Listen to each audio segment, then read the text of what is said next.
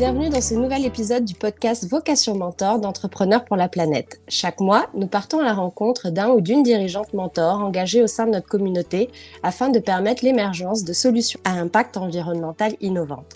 L'opportunité d'échanger avec ce mentor sur son parcours, son engagement pour une économie plus durable, mais aussi sur son expérience plus personnelle du reverse mentoring façon Entrepreneurs pour la planète. Aujourd'hui, nous allons à la rencontre de Grégory Coyot, serial entrepreneur, CEO fondateur de Volt, start-up créée en 2016, spécialiste de la mobilité électrique, mais aussi coprésident de la communauté Entrepreneurs pour la planète région Paris-Île-de-France et mentor du projet Greendoze. Bonjour Grégory. Bonjour Marion. En regardant votre parcours, on comprend que l'âme d'entrepreneur a toujours été là. Qu'est-ce qui vous a donné envie de vous lancer tout de suite dans l'aventure de l'entrepreneuriat ? Alors, j'ai envie de vous dire que je suis tombé un peu dedans par hasard. Sorti de l'école de commerce, j'ai répondu à une annonce sur un projet un petit peu fou. C'était la création d'une enseigne qui a disparu malheureusement, qui s'appelait The Phone House, qui était donc un acteur du retail dans la téléphonie mobile. Et donc, c'est une aventure à trois qu'on a démarré avec Geoffroy Roux de Bézieux, Pierre Cuiret et moi-même, et un Anglais. Et puis, on a ouvert une première boutique, avenue de Wagram, une deuxième, rue de la Boétie, et en fait, j'en ai ouvert 400 et je suis resté une quinzaine d'années dans l'entreprise. Et comment vous êtes passé de la téléphonie aux mobilités douces à un moment où c'est vrai que c'était une offre très peu développée en France? Comment l'aventure Volt a-t-elle commencé? Alors déjà, j'ai quitté Phone House puisque on était dans une période assez compliquée avec l'arrivée d'un quatrième opérateur qui s'appelait Free Telecom. Je rentre un petit peu dans le détail, vous allez comprendre pourquoi. Et qui a déstructuré le marché, et donc avec une espérance de vie de l'enseigne Phone House très faible. Et donc je suis parti et j'ai essayé de monter un autre business, une aventure cette fois-ci dans les objets connectés, parce que j'ai pensé que c'était à nouveau une révolution, le prolongement du smartphone, et je me suis complètement planté. J'ai quand même racheté une quinzaine de boutiques Phone House à l'époque et intégré une centaine de personnes. Mais dans un business où il y avait quand même beaucoup d'énergie à mettre pour vendre ce genre de produits. Et en fait, ces produits étaient plutôt gadgets et il n'y avait pas un besoin quotidien de l'utilisateur. Et ça m'a donné un déclic parce que je me suis dit, le prochain business que je fais, c'est avec une offre qui va être utilisée au quotidien ou très régulièrement. Et j'ai eu la chance pendant cette période des objets connectés d'être allé beaucoup en Asie et en Chine principalement. Et c'est là où j'ai conduit pour la première fois de ma vie une trottinette électrique. Il y a eu une espèce de avant-après ou une espèce de sensation bizarre. Et je me suis dit, c'est peut-être l'avenir de nos villes. Et c'est comme ça que j'ai eu l'idée de construire et de faire émerger Volt. Donc c'est vrai qu'on parle toujours de l'importance des échecs ou des difficultés qu'on rencontre dans l'expérience d'entrepreneur. Ça a été le cas avec Phone House et cette expérience des objets connectés qui vous a permis de construire Volt. Alors tout à fait, parce qu'en fait, Phone House, même si l'enseigne est terminée maintenant, mais ça a été quand même un énorme succès. J'ai connu des périodes de forte croissance, on était quand même dans la tech, des périodes de crise, de consolidation avec la bulle Internet, donc ça m'a déjà énormément appris sur comment gérer une entreprise. Déjà, ça m'a donné beaucoup d'expérience, peut-être 2 fois plus qu'en étant un salarié. Et le fait de m'être planté sur le LEAK, parce que c'est le nom de l'enseigne que j'avais créé à l'époque, ça m'a donné en fait un regard précis sur ce que je voulais faire. C'est-à-dire, je voulais plus déjà être dans le retail, je voulais être de l'autre côté, donc plutôt distributeur, grossiste on dit, parce que je trouvais ça plus facile, entre guillemets. Et je voulais surtout offrir au marché un produit qui serait utilisé tous les jours. Voilà. Donc l'idée vraiment a germé comme ça. Un objet du quotidien et avec aussi une portée écologique.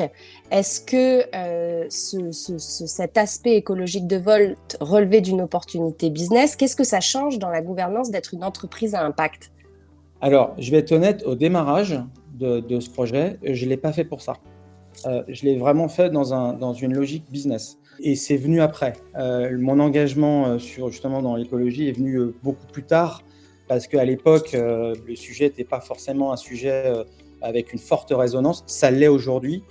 Et j'ai compris un petit peu comme certains, un peu sur le tard malheureusement, que on avait une obligation en tant qu'entrepreneur, et je pense que ça doit passer aussi par les entreprises pour qu'on assure cette transition écologique. Donc, au démarrage, non, c'était une vision business, et c'est de plus en plus aujourd'hui, moi, ma motivation justement pour essayer de désengorger les villes et essayer de les décarboniser le maximum possible.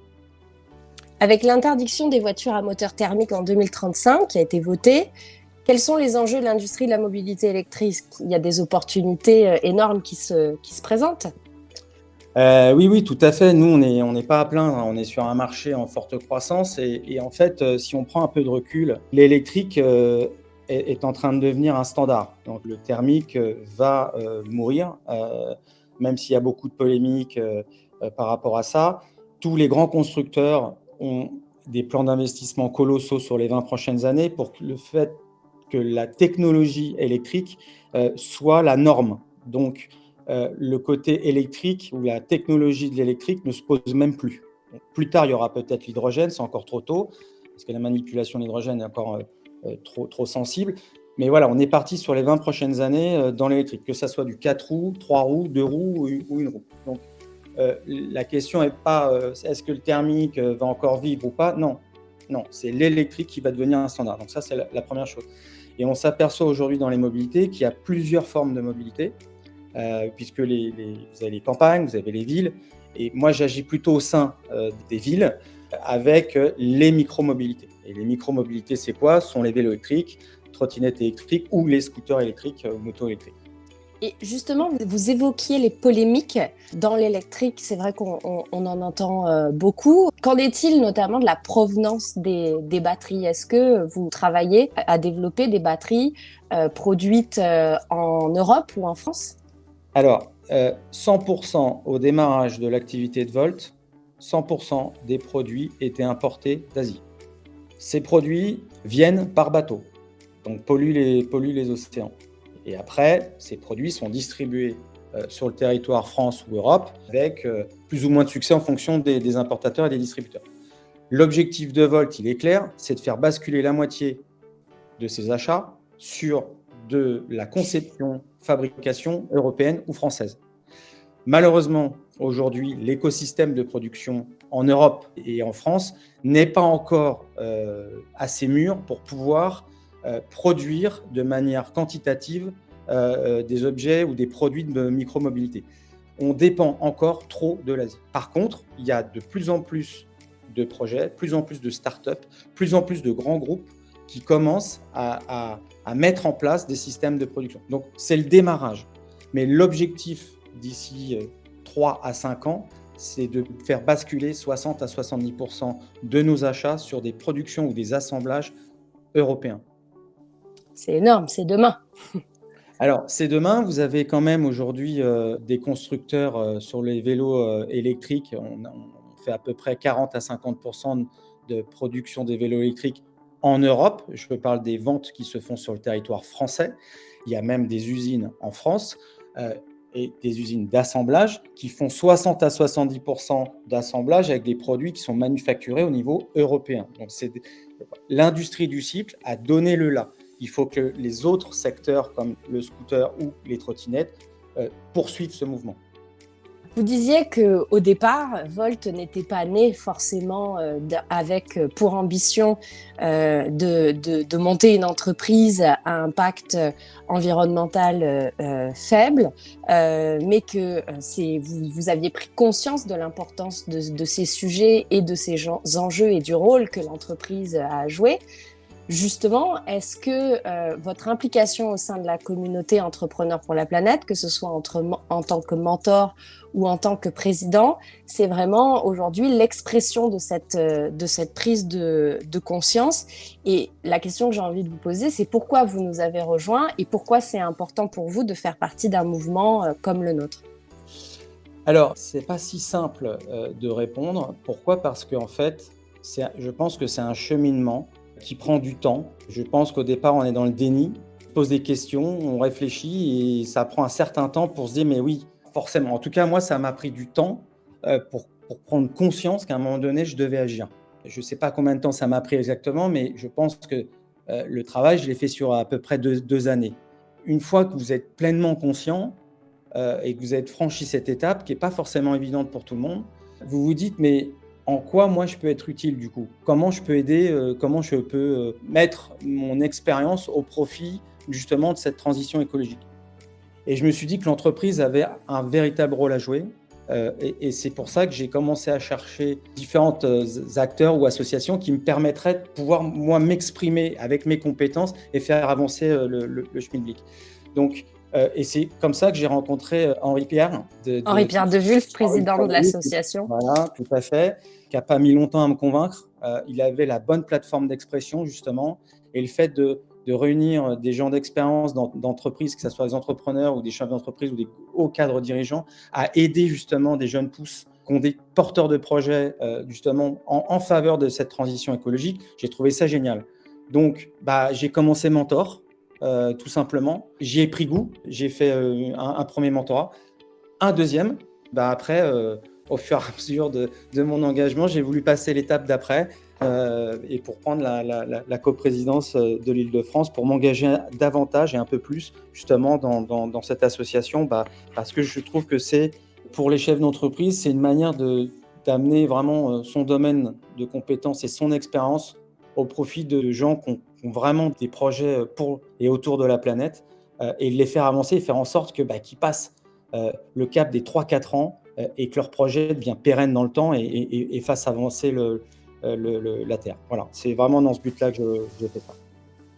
Un appel à la mobilisation peut-être justement pour ces chefs d'entreprise qui, comme vous, doutent ou comme vous avez pu l'être, sont au début du chemin, quelque chose, un message à leur faire passer? Oui, c'est notre rôle. Alors je sais que chef d'entreprise, il a plein de soucis, il a plein de choses à faire. Mais le mentoring, c'est pas 4 heures par jour, c'est un entretien par semaine ou tous les 15 jours. Ça se décide avec la jeune pousse sur laquelle on soutient. Mais voilà, il n'y a pas un rythme effréné, mais ces 2 heures de partage vont être tellement un bénéfice pour justement ces nouvelles entreprises que voilà, il peut se donner 2 heures dans son agenda tous les 15 jours ou toutes les semaines, franchement, pour un beau projet. Donc, on a plus de porteurs de projets que de mentors. Et donc, l'objectif de l'association, c'est d'avoir de plus en plus de mentors pour pouvoir accueillir de plus en plus de projets. Donc, nous, le rôle qu'on a au sein de cette association, justement, c'est d'aller convaincre, réunir des chefs d'entreprise, ou en tout cas qui font partie de l'écosystème, et leur faire découvrir qu'il y a une association qui aide ces projets. Et voilà, donc ça, c'est mon quotidien. Merci Grégory. Merci à toi.